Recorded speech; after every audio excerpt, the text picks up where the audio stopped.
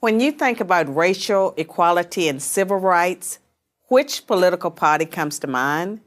The Republicans or the Democrats?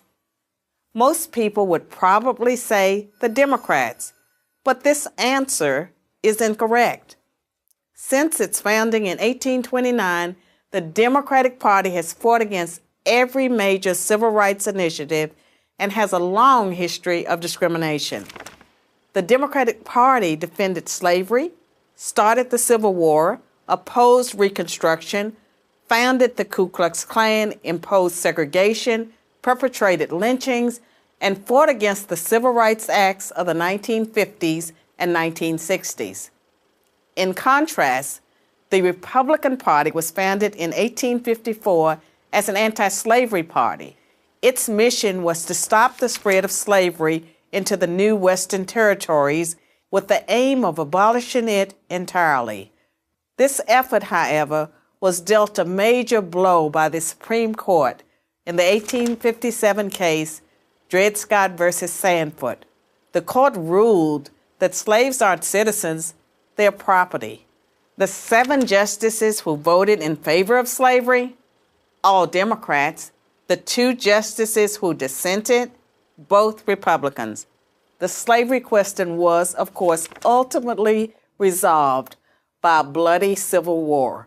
The commander-in-chief during that war was the first Republican president, Abraham Lincoln, the man who freed the slaves. 6 days after the Confederate Army surrendered, John Wilkes Booth, a Democrat, assassinated President Lincoln. Lincoln's vice president, a Democrat named Andrew Johnson, assumed the presidency. But Johnson adamantly opposed Lincoln's plan to integrate the newly freed slaves into the South's economic and social order. Johnson and the Democratic Party were unified in their opposition to the 13th Amendment, which abolished slavery, the 14th Amendment, which gave blacks citizenship, and the 15th Amendment, which gave blacks the vote. All 3 passed only because of universal Republican support. During the era of Reconstruction, federal troops stationed in the South helped secure rights for the newly freed slaves.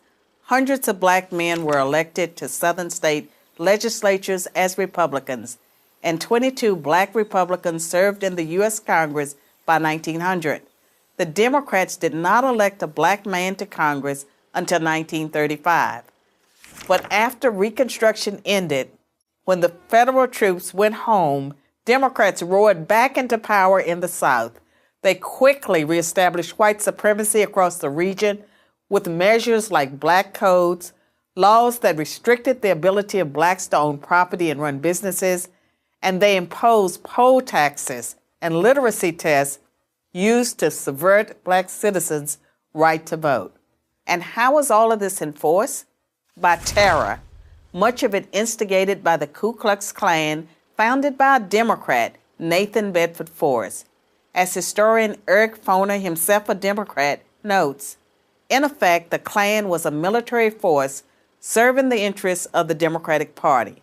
President Woodrow Wilson, a Democrat, shared many views with the Klan. He resegregated many federal agencies and even screened the first movie ever played at the White House, the racist film, The Birth of a Nation, originally entitled The Klansman. A few decades later, the only serious congressional opposition to the landmark Civil Rights Act of 1964 came from Democrats. 80% of Republicans in Congress supported the bill, less than 70% of Democrats did. Democratic senators filibustered the bill for 75 days until Republicans mustered the few extra votes needed to break the logjam. And when all of their efforts to enslave blacks, keep them enslaved, and then keep them from voting had failed, the Democrats came up with a new strategy.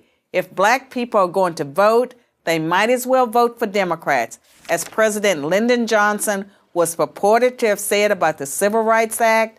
I'll have them voting Democrat for 200 years. So now, the Democratic Party prospers on the votes of the very people it has spent much of its history oppressing. Democrats falsely claim that the Republican Party is the villain when in reality it's the failed policies of the Democratic Party that have kept blacks down. Massive government welfare has decimated the black family. Opposition to school choice has kept them trapped in failing schools.